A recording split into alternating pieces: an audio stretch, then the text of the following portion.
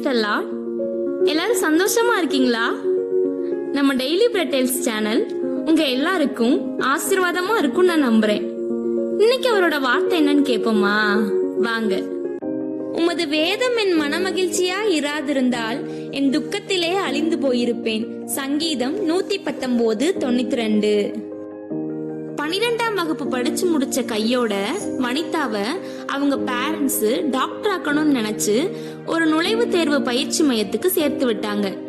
பெற்றோருக்கும் உறவினருக்கும் வனிதாவின் மேல ரொம்ப எதிர்பார்ப்பு இருந்துச்சு.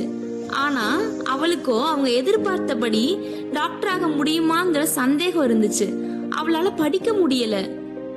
மெடிக்கல் காலேஜ்ல சீட்டு கிடைக்கலனா பெற்றோரையும் உறவினரையும் நம்ம எப்படி எதிர்கொள்வோம்னு திணறிட்டு இருந்தா. அதனால எக்ஸாமுக்கு முன்னாடியே தற்கொலை செஞ்சிருவோன்னு முடிவு பண்ணிட்டா. அந்த பயிற்சி மையத்துல டைரக்டர் ஒருத்தர் டேபிள்ல சின்ன ப்ளூ கலர்ல ஒரு புக்கு வைக்கப்பட்டிருந்தத வனிதா பார்த்தா. அது டைரின்னு நினைச்சு அதுல ஒன்ன எடுத்து அவங்க வீட்டுக்கு கொண்டு போய் அதுல கடைசியா நம்ம தற்கொலை செய்யறதுக்கு முன்னாடி ஏதாவது எழுதுவோன்னு நினைச்சு அதை திறந்த போது அது டைரி இல்லைங்க, அதுதான் வேதாகமத்தின் புதிய ஏற்பாடு. அவ அதை எடுத்து திறந்த போது தேவையில் உதவிங்கிற ஒரு பக்கம் இருந்துச்சு. அதுல சோர்வில் இளைப்பாறுதல்ங்கிற தலைப்புல கொடுக்கப்பட்ட வேத பகுதிய உடனே திறந்து வாசிச்சா. மீண்டும் மீண்டும் வாசிச்சா. அவ மனசுல இருந்த பயம் ஒரு நிமிஷத்துல மாறிடுச்சு. தற்கொலை செய்யற எண்ணத்தை தள்ளி போட்டுட்டு மறுநாள் கிளாஸுக்கு ரொம்ப தைரியத்தோடையும் நம்பிக்கையோடையும் வந்தா. தன்னால படிக்க முடியுங்கிற நம்பிக்கையோடு படிச்சா.